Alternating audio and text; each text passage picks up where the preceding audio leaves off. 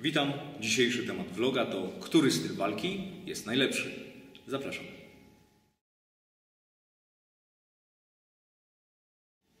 No jest to chyba najczęściej zadawane pytanie, które dostaję.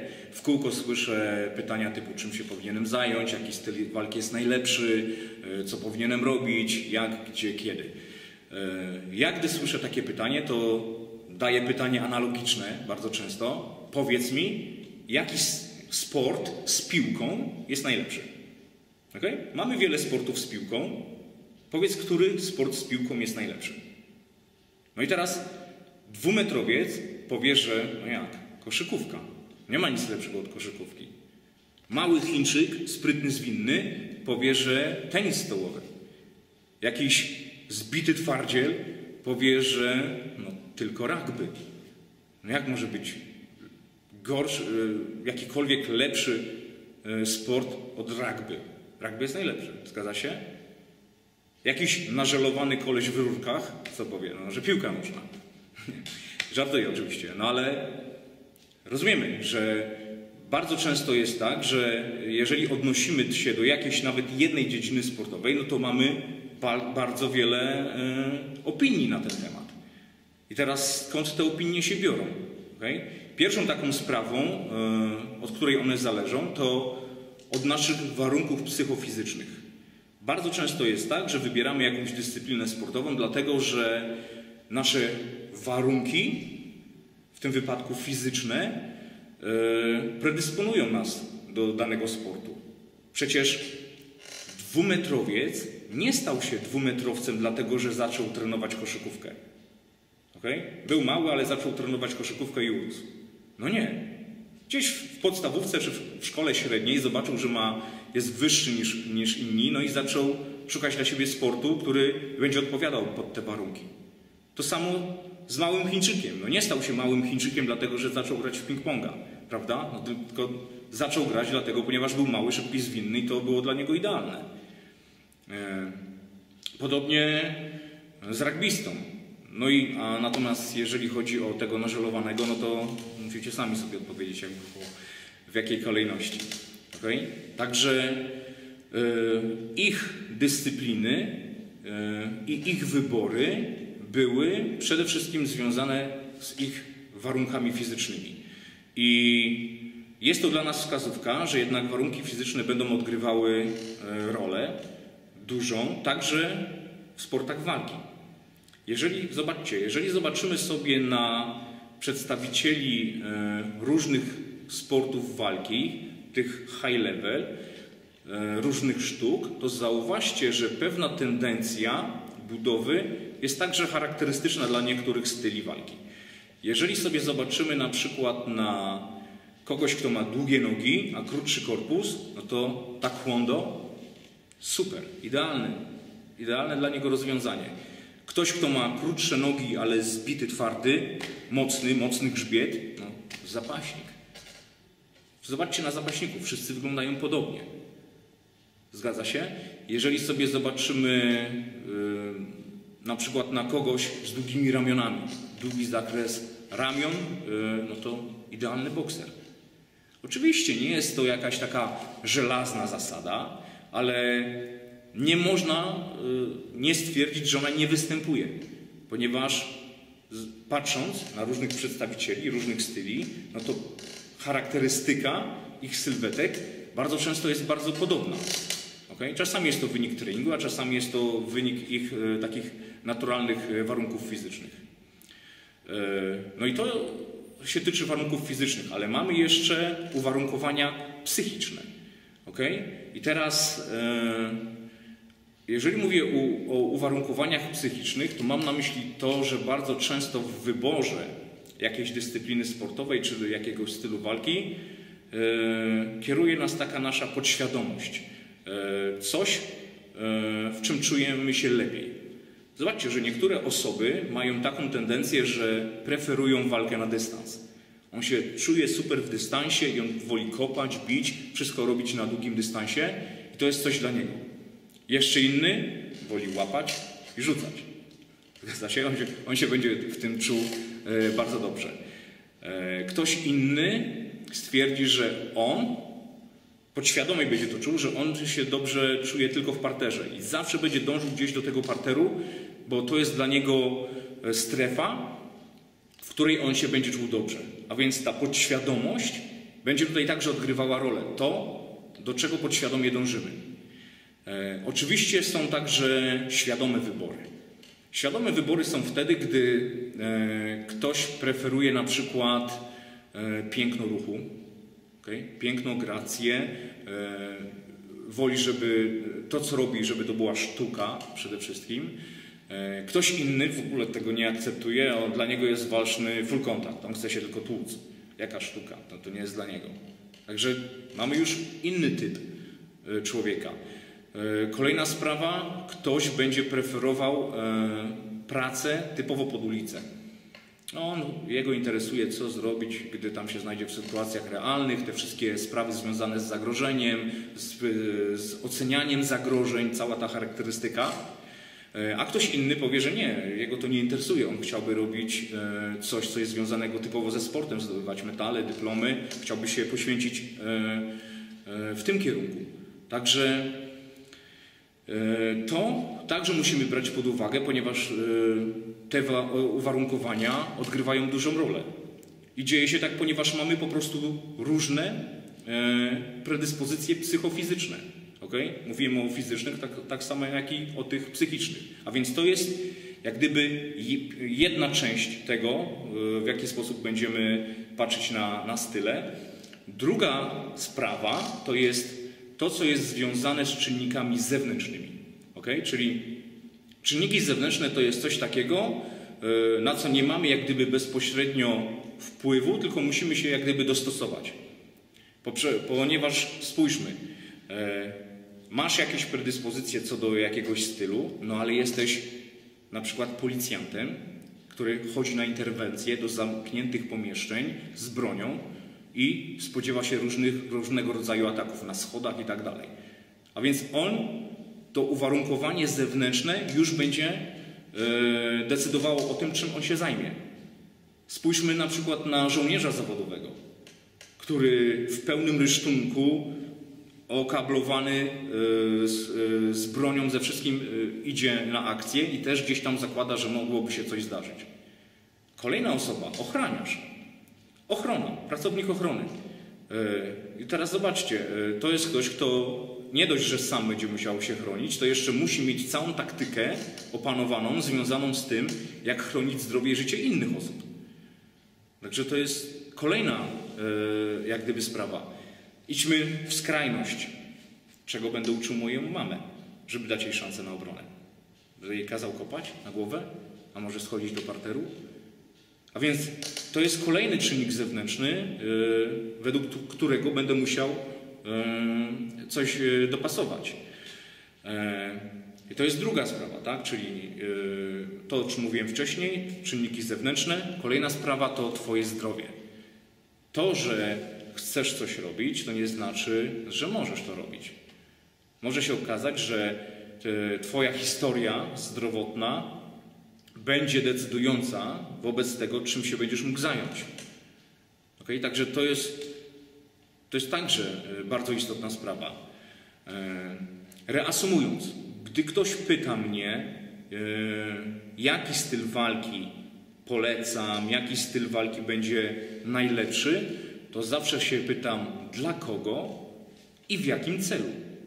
Jakie ma warunki psychofizyczne, jakie ma cele i ewentualnie jeszcze, jaki ma stan zdrowia. To wszystko to są rzeczy, które będą decydowały o tym, czym się będzie mógł zająć. Okay? Także nie oceniaj i nie szukaj dla siebie drogi poprzez opinie innych osób, ponieważ my jesteśmy różni. Każda opinia może być inna i każdy będzie Ci polecał coś, względem czego on czuje się dobrze lub gdzieś zobaczył, że to się może sprawdzić. Ale my mamy swoje warunki psychofizyczne. Zobaczcie, ja zajmuję się Krav Magą, tak? Ale czy twierdzę, że Krav Maga jest najlepsza? No nie. Dla moich warunków psychofizycznych oraz czynników zewnętrznych, tak. Jest bardzo dobra, świetnie się w niej czuję, tego oczekuję, lubię to, co robię. No ale to nie znaczy, że dla Ciebie to też będzie dobre. Dlatego zanim podejmiesz jakąś decyzję, przeanalizuj sobie te wszystkie elementy. Warunki psychofizyczne, czynniki zewnętrzne, stan zdrowia i dopiero zaczynasz sobie wyrabiać jakąś opinię. Kolejna sprawa to samo określenie styl. Okay? Styl walki. Ja, gdy słyszę określenie styl, to zaraz kojarzy mi się to z czymś, co jest zamknięte, hermetyczne, co ma jakieś nakazy, zakazy. To wolno, tego nie wolno. W naszym stylu można robić to, a nie można robić tego. Pamiętam, że gdy zająłem się Krav Magą i zacząłem na jakichś szkoleniach czy tam kursach kopać na głowę, to zaraz podniósł się raban. Zaraz, dlaczego ty kopiesz na głowę? Przecież Krav Maga nie kopie się na głowę. To się pytam, dlaczego miałbym nie kopać na głowę? Jaki jest tego powód? Jeżeli ja jestem w stanie kopnąć kogoś w głowę bez rozgrzewki, zanim on podniesie ręce, to dlaczego ja nie mogę tego robić? Bo co? Bo styl? Jeżeli ktoś nie potrafi tego zrobić, to oczywiście nie będzie robił. Nie ma problemu. Skupi się na kopnięciach w krocze i tak dalej. Ale jeżeli potrafię zaskoczyć kogoś kopnięciem na głowę, to dlaczego mam z tego nie skorzystać? Bo taki jest styl? Dlaczego nie mogę pójść do parteru w jakichś warunkach, także ulicznych? Okay? Może się zdarzyć taka sytuacja, że będę mógł to zrobić. I skorzystam z tego, bo wiem jak. W niektórych sytuacjach oczywiście tego nie zrobię, ale nie można wykluczać czegoś tylko dlatego, że to jest styl. Jakiś styl. Zobaczcie na historię różnych styli. Jak one były tworzone? Przez kogo? Jeżeli zobaczymy sobie na różnych mistrzów różnych styli, to zauważcie, że oni tworzyli swoje style pod kątem swoich własnych możliwości i warunków psychofizycznych, czasami także zewnętrznych. Zgadza się? Niektóre twarde style charakteryzują się tym, że ich twórca był duży, silny. Style polegające na szybkości, no to miały swojego twórcę, który był drobny, szczupły i szybko pracował, szybko bił. Zgadza się? A więc jeżeli mówimy o słowie i określeniu styl, to nie jest to już z samego założenia coś, co będzie działało dla wszystkich. Ok? Ponieważ my wszyscy nie jesteśmy tacy sami.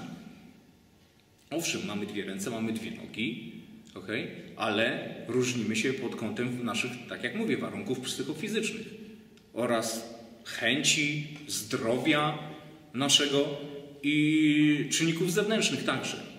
Także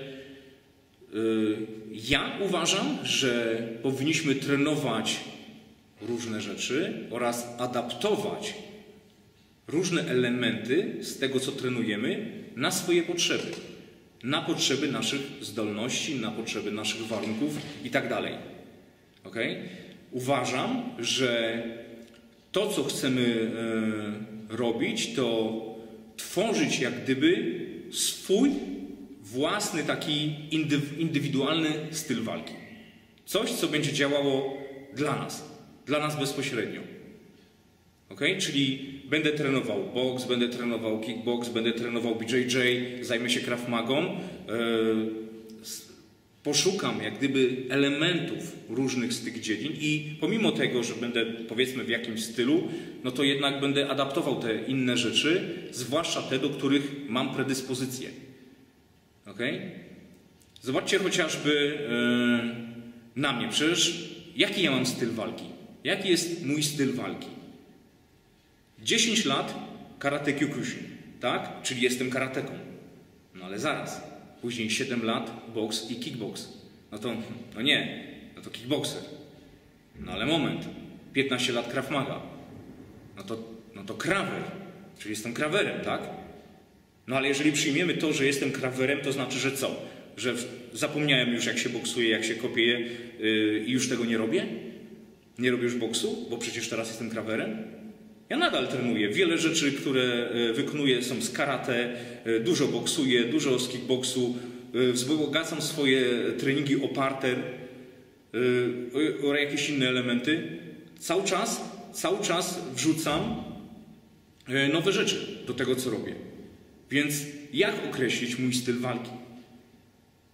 To jest właśnie to, o czym mówiłem wcześniej, że owszem, Zajmuję się Krav Magą, ale wrzucam także inne rzeczy do tego.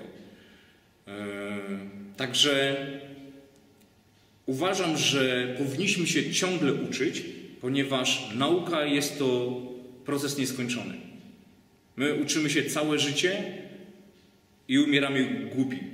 Okay? Tak naprawdę. Także uważam, że najlepsze funkcjonowanie jest jak gdyby poza stylem. Okay?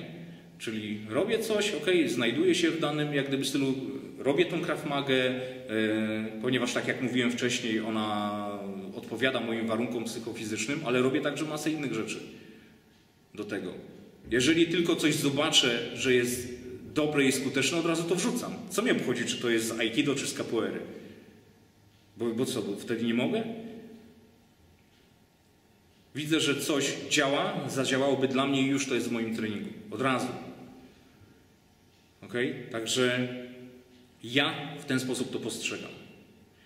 I jeszcze jedno na koniec. Najważniejsze chyba. No tak, najważniejsze. To nie styl walki walczy, tylko człowiek.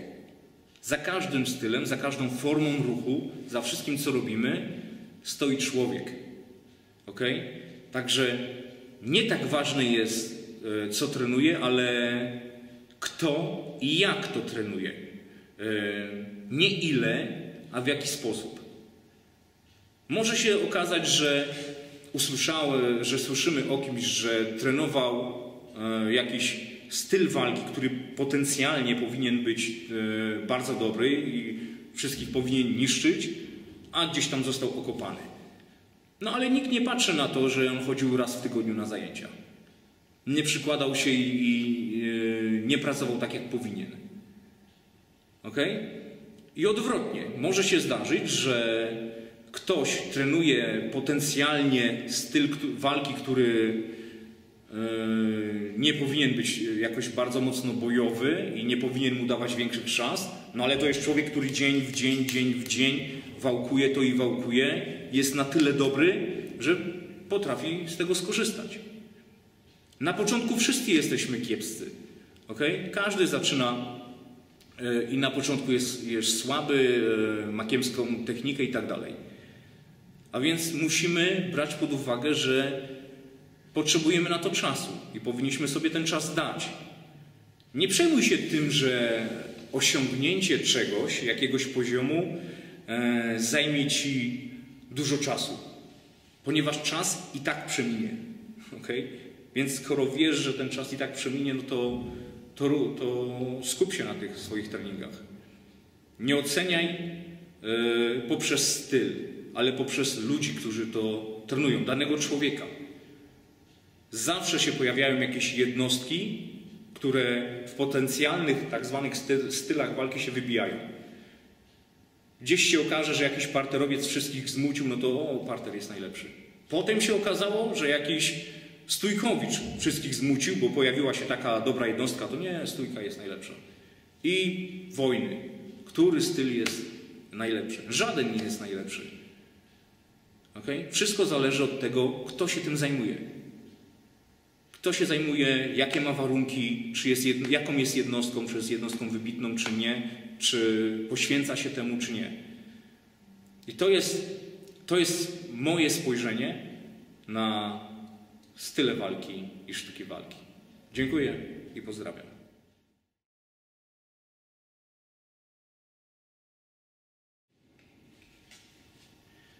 Już tak na sam koniec odniosę się jeszcze do jednego pytania, które bardzo często jest mi zadawane z racji tego, że zajmuję się Krav Magą. Wiele osób pyta się mnie, czy zanim zaczną treningi z Krav Magą, to powinni robić coś jeszcze, coś wcześniej. Jak dobrze wiecie, bo mówiłem o tym już wcześniej, ja miałem dosyć bogatą przeszłość, zanim zająłem się Krav Magą i nie ukrywam, że na pewno mi to pomogło. Może nie tyle technicznie, bo technik uczyłem się od nowa, natomiast jeżeli chodzi o ogólne przygotowanie fizyczne, o ogólną sprawność, to na pewno bardzo mi to pomogło. To, że trenowałem tam wcześniej karate, czy boks, czy kickbox, miałem na pewno już jakieś obicie i wiedziałem jak się posługiwać oraz jak trenować. Ale gdy na przykład trafiłem na kurs instruktorski z Krav Magi, zauważyłem, że wiele z tych rzeczy, których ja uczyłem się wcześniej, no jest w Krav Maga. Okay? One są.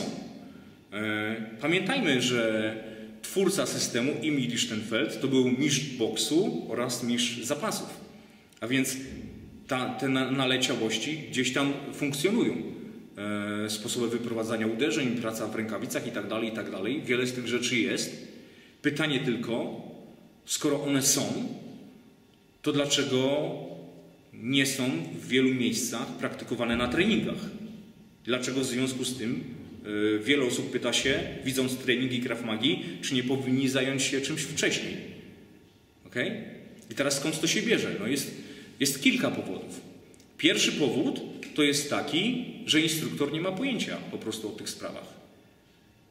Niestety czasy się zmieniły, tak troszeczkę skomercjalizowały i poszły w ten sposób, że można dostać, no mam nadzieję, że jeszcze nie korespondencyjnie, no ale jakoś tam weekendowo jakieś uprawnienia instruktorskie. No i on nie ma pojęcia. Jeżeli był, że tak powiem, nie miał żadnych wcześniej doświadczeń, zajął się nagle Krav Magą, łyknął coś tam, trochę elementów, no to on będzie się skupiał tylko na tych jakichś tam podstawach na treningu i po prostu nie będzie robił czegoś, czego nie zna. To był pierwszy powód. Drugi powód jest taki, że instruktor zna te rzeczy, zna te elementy, wie jak pracować, jak boksować i tak dalej, te wszystkie historie ma opanowane, ale nie ma czasu, żeby to robić na grupach. Powiedzmy, no mając 2 razy w tygodniu zajęcia, prowadząc zajęcia, trzeba umiejętnie po prostu dozować różne rzeczy. Jeżeli treningi są dobrze prowadzone, to zawierają wszystkie te elementy. Jeden trening jest typowo związany z samoobroną, inny trening jest walkowy, jest trening bokserski, jest trening, w którym się rozciągamy, jest trening, kiedy robimy parter. Jest wiele rzeczy, które powinny być przerabiane. Natomiast jeżeli instruktor nie ma tej zdolności i nie ma wiedzy, żeby tak do końca, żeby połączyć w dobry sposób te wszystkie elementy, no to on się będzie skupiał przede wszystkim na tym, co jest takim basiciem, potrzebnym głównie do egzaminów. Okay? No, czyli duszenia, obchwyty, jakieś takie historie, szantaże nożem, czyli to będzie się skupiał nad tym przede wszystkim, żeby doprowadzić ludzi do egzaminu z tych bazowych technik. No i wtedy cała reszta leży po prostu. Także to jest drugi powód. Trzeci powód jest taki, że instruktor może mieć pewne predyspozycje z poprzednich systemów, które będą troszeczkę za mocno ingerowały w ten trening, który prowadzi teraz dla grup. Jeżeli się okaże na przykład, że miał doświadczenie, no nie wiem, na przykład parterowe, bardzo mocne, i to można zauważyć na niektórych też filmikach, no to może się okazać, że on wszystko podświadomie będzie prowadził do tego, żeby kończyć akcję w parterze. Nawet obrona przed nożem będzie kończyła się tym, że będzie zakładał balachę. Okay? Ponieważ ta naleciałość będzie go mocno kierowała do tego, w czym podświadomie czuje się dobry. I ja nie mówię, że to jest do końca złe, tylko nie może być to czymś, co jest narzucane także podopiecznym. To, że ja mam pewne predyspozycje psychofizyczne do pewnych rzeczy, nie oznacza, że chcę je przełożyć w całości na swoją grupę. Okay? Muszę być ponad to. Ja muszę ich uczyć przede wszystkim tak, żeby to działało dla różnych osób z różnymi możliwościami.